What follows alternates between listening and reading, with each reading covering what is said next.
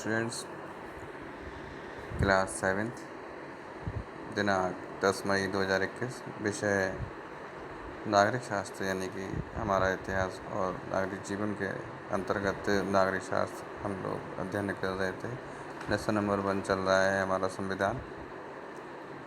इसमें हम लोग आज जानेंगे कि किस प्रकार हमारे मौलिक अधिकार हमें प्राप्त हैं और 3 मौलिक अधिकारों के बारे में हम लोग स्टडी कर चुके हैं और आज अगले मौलिक अधिकारों के में 4, 5, 6 3 मौलिक अधिकार और रह गए हैं, उनके बारे में चर्चा करेंगे। इसमें जानेंगे किस प्रकार धार्मिक स्वतंत्रता हमें प्राप्त है। अन्य सभी जितने भी 6 मौलिक अधिकार हैं आज हमारे कंप्लीट हो जाएंगे, जिसको नेक्स्ट वीडियो में आप लोग देख सकते हैं और जान सकते हैं।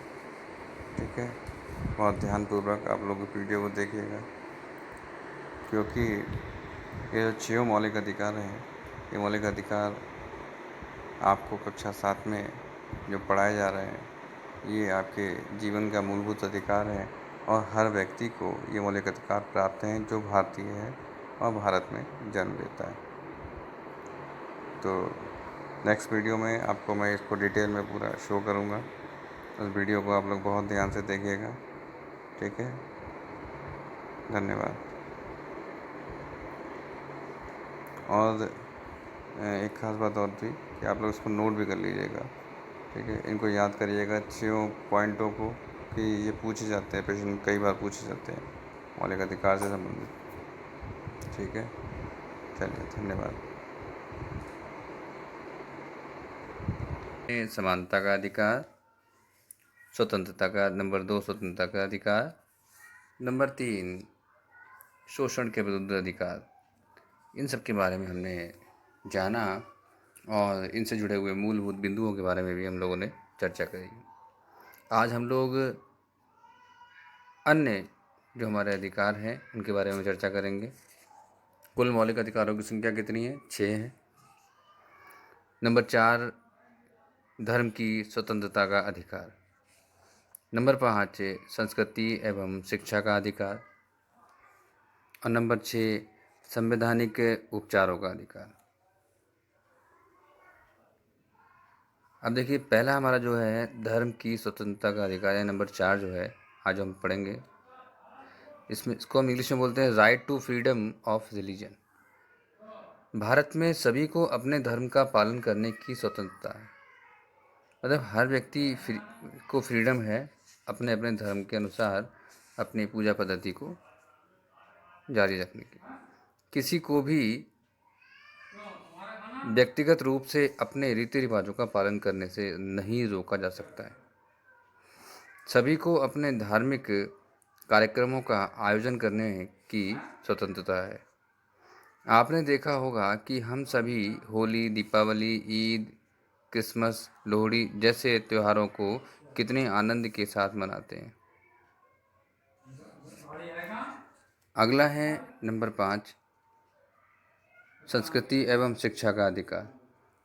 भारत के प्रत्येक नागरिक को अपनी भाषा, लिपि और संस्कृति को सुरक्षित रखने का अधिकार है। जिस धर्म या समाज के लोग कम संख्या में हैं, उन्हें भी कुछ विशेष अधिकार प्राप्त हैं।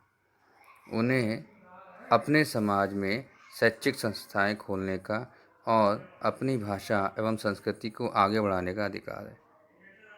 देखिए, सभी जो संस्कृति है, हर एक जो है व्यक्ति की, भारत की संस्कृति उसको बनाए रखने के लिए ये बहुत आवश्यक था कि संस्कृति जो है हमारी ना खोने पाए, और चाहे वो किसी भी धर्म से संबंधित हो। तो ये एक अच्छा उदाहरण है एकता का। उसके बाद है अंतिम 6 जो हमारा छठा है संवैधानिक उपचारों का अधिकार, राइट टू कॉन्स्टिट्यूशनल रेमेडीज। कहीं पर यदि मौलिक अधिकारों का हनन हो रहा हो तो सीधे उच्चतम या उच्च न्यायालय की शरण ली जा सकती है। मतलब अगर कहीं आपको ऐसा लग रहा है कि हमारा जो कहीं सुनवाई नहीं हो रही है, हमारी कहीं बात को सुना नहीं जा रहा है, तो हम क्या कर सकते हैं? तो उच्चतम न्यायालय या उच्च न्यायालय, उच्चतम कौन सा होता है? Supreme court. उच्च न्यायालय हाई कोर्ट। देखिए, हर एक जो राज्य है उसमें जो एक पीठ होती है उसको क्या कहते हैं? उसको हम लोग उच्च उच्च न्यायालय कहते हैं, हाई कोर्ट कहते हैं। और सभी हाई कोर्टों से ऊपर एक कोर्ट है जिसको हम उच्चतम न्यायालय कहते हैं, सर्वोच्च न्यायालय।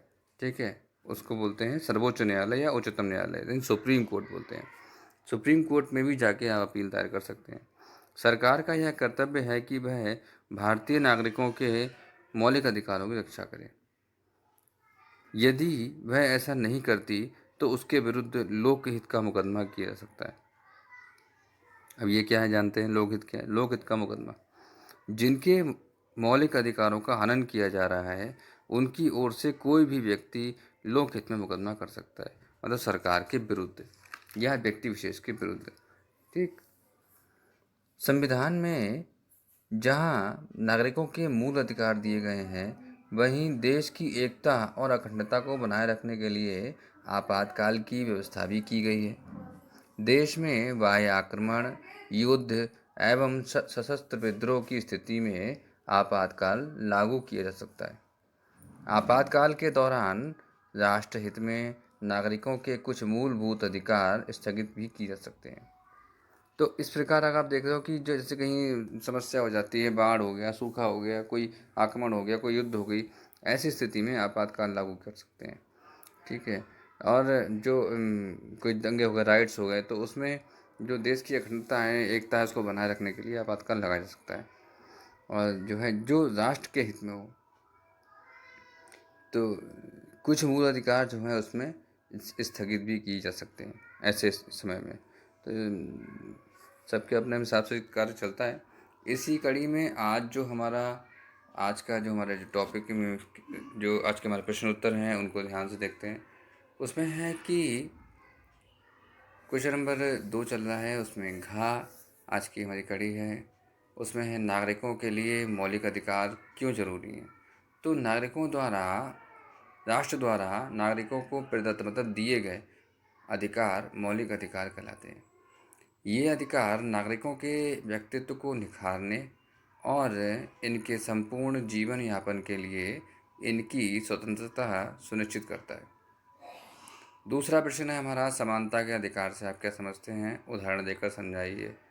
संविधान के अनुसार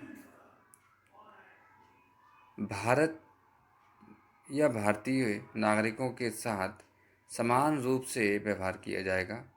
किसी भी व्यक्ति को उसके जन्म स्थान के आधार पर, स्त्री या पुरुष होने के आधार पर, किसी विशेष जाति के होने के आधार पर, किसी धर्म के होने के आधार पर, सार्वजनिक जगहों जैसे दुकानों, होटलों या सिनेमा घरों में जाने से नहीं रोका जा सकता है।